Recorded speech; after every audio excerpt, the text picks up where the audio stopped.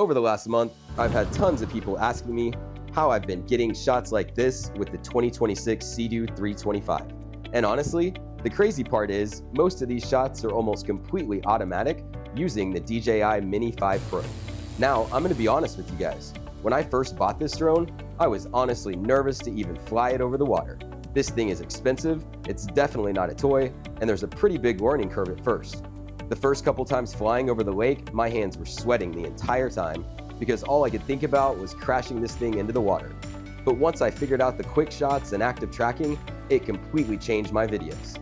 And then, once I started editing the footage in CapCut, reversing clips, speeding them up about 5 times, and combining everything together, the footage started looking absolutely insane.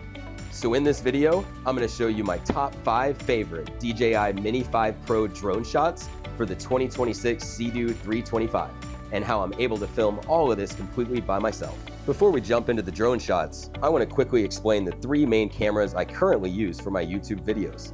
The first one is just my iPhone 17 Pro. Honestly, the iPhone is still amazing because it's simple, reliable, quick to pull out, and the video quality is honestly crazy good now. The second camera I use is the Insta360 X3. This is probably my favorite for point of view shots and action footage because you can mount it almost anywhere and it completely changes the angle later when editing. But the third camera, and honestly the one that changed my videos the most, is definitely the DJI Mini 5 Pro. This thing gives you shots that honestly look impossible for a solo creator. And the crazy part is, once you learn the quick shots and active tracking, the drone is doing most of the work for you.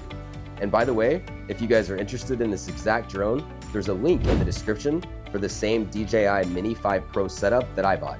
I definitely recommend getting the version with the handheld controller, extra batteries, and extra propellers.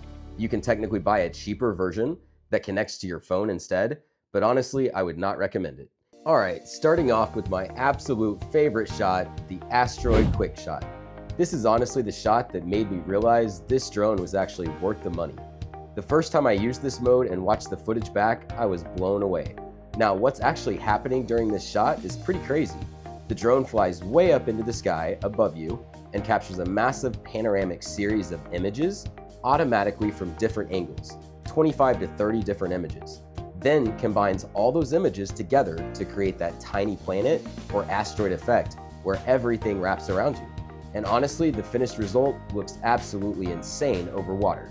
This shot works especially good around islands, beaches, docks, or anywhere with water surrounding you.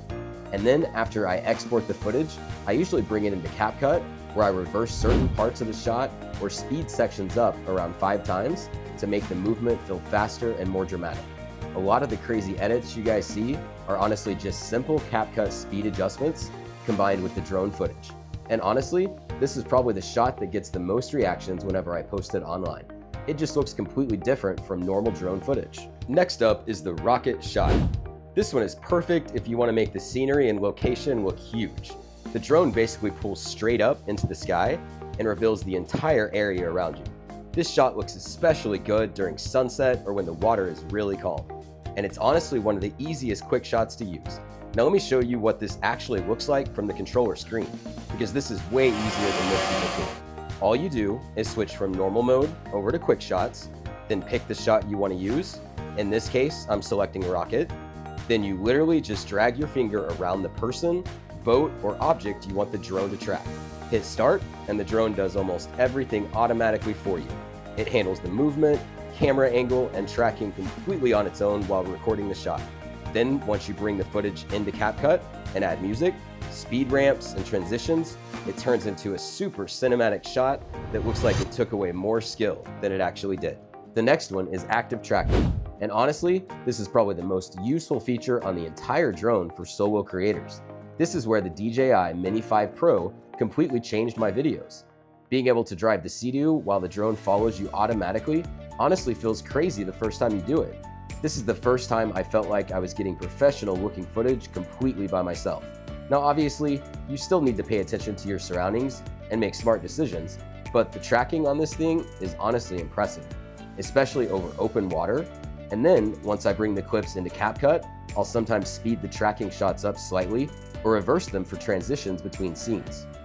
A lot of the smooth cinematic movement you guys see is really just combining the automatic tracking with some simple editing tricks. A lot of these shots that look like somebody else is filming me are actually just the drone doing all the work. Next up is the circle shot. This one is probably the smoothest and most cinematic looking shot in my opinion, especially if the water is calm. The drone slowly circles around you while keeping the Sea-Doo centered the entire time. This is another shot that looks way more complicated than it actually is. Once you start using these quick shots, you realize DJI did a really good job making cinematic footage easy for beginners. And honestly, that's why I think so many people are getting into drones right now. The technology is just getting crazy good. This is another shot that edits really well in CapCut because you can reverse the movement or adjust the speed depending on the vibe you want. And finally, the Dronie shot. This is probably the easiest quick shot for beginners, but it still looks awesome. The drone slowly pulls backward and away from you while revealing more of the scenery. This shot works really well if you're parked on a beach, sitting near an island, or starting a ride. And honestly, if somebody is brand new to the DJI Mini 5 Pro, this is probably the first quick shot I would recommend trying. It's simple, safe, easy to control, and still gives you really impressive footage. And once again, after I edit everything in CapCut and combine it with music and transitions, even the simple shots end up looking really cinematic. And one other really cool feature on the DJI Mini 5 Pro is MasterShots. This is honestly one of the easiest ways to start getting good footage fast. You basically press one button and the drone automatically records a bunch of different cinematic shots for you all by itself. It combines things like rocket shots, circles, dronies, and multiple different movements automatically into one sequence. So if you're brand new to drones and don't want to learn everything all at once, MasterShots is honestly a great place to start. Overall, I honestly think the DJI Mini 5 Pro has completely changed my videos. Now, don't get me wrong, this thing definitely has a learning curve and it's not cheap. But if you love adventure, jet skis, boating, travel, content creation, or just getting amazing footage, I honestly think it's worth it. Especially once you figure out the quick shots and active tracking, and the fact that I'm able to get all this footage completely by myself honestly still blows my mind sometimes. If you guys want to see more videos on the 2026 Sea-Doo 325, including upgrades, accessories, beginner guides, and more drone footage, make sure you subscribe. And if you haven't seen my full reviews and upgrades video on the 2026 Sea-Doo 325 yet, go watch that one next, because that video really shows everything I've done to this machine so far. Thanks for watching, and I'll see you in the next one.